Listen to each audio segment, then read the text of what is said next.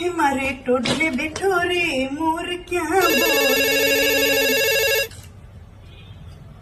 હાલો mummy. જય શ્રી કૃષ્ણ.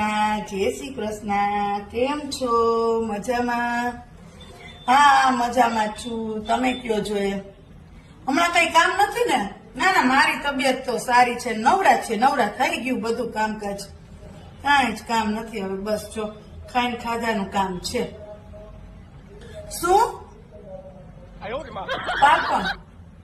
પાપણ વણી દેજો બાયું, એમ કયો છો તમે મમ્મી?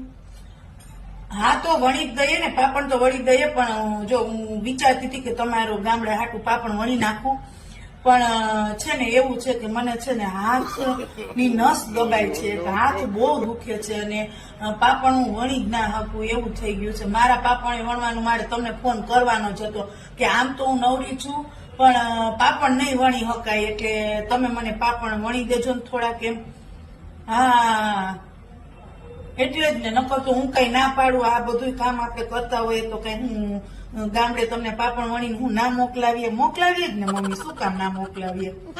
હા પણ મારે વાહો દુખે ને એટલે તમે હા તો કાંઈ નહીં, 100 પાપણ મારા વણી દેજો ને, બસ ખાલી 100 જ વણી દેજો. તા તો પછી ઉનાળો આવી જાય, થાકી આવી જાય. બરોબર? હા.